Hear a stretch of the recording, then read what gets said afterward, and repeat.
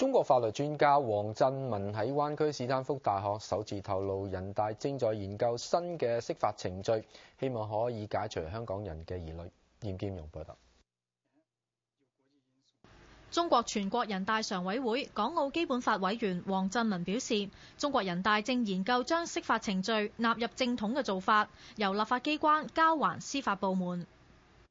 因為這個法律的解釋在普通法看來，它是一個司法的程序。我們以前呢是放在這個立法的程序裡面，現在把它獨立出來，我覺得這是一個就是法治建設的一個很重要的一個方面。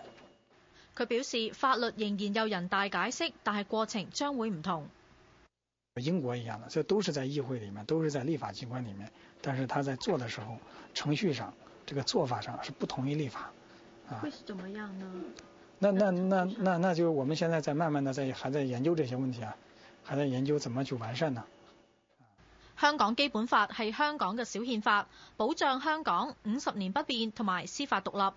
香港回歸10年嚟，曾經3次被人大解釋基本法部分內容嘅意思，被民主派同埋法律界人士批評破壞法治，損害香港司法自主。04年更有近50萬人上街反對釋法。中方表示，希望新嘅釋法程序將可以解決香港人嘅疑慮。那麼人大常委會會交給他的這個有關的法律機構啊去做研究，提出這個報告，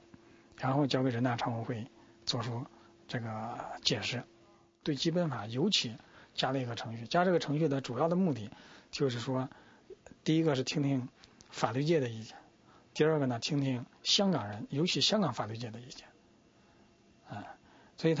你就是在法院來解釋，他也是聽各種意見嘛，對吧？然後法官做一個判決。香港泛民立法會議員吳靄儀認為，新程序嘅出現證明香港人爭取嘅成果，亦都顯示中國司法制度有改善。其實咧，中國都接受咧，嗰度有個信心嘅問題嘅，因為而家呢個釋法咧，人大常委會咧係嗰個係一個立法機關嘅一部分，咁佢又好似用政治咁樣嘅方式咧去解釋法律，咁啊始終咧會令到人嗰個信心咧係少一啲嘅。不過吳靄儀亦都表示，中國嘅行動要令人信服，司法過程一定要公開，要聽取各方意見，尤其係法律理據。佢相信香港法律界同佢一樣，必定會跟進了解新程序嘅詳情。黃振文表示，中國嘅刑法自1997年以嚟就已經釋法咗9次，新嘅釋法程序唔單止可以解決香港嘅問題，對全中國嘅法治發展都係需要㗎。26台記者嚴劍蓉報道。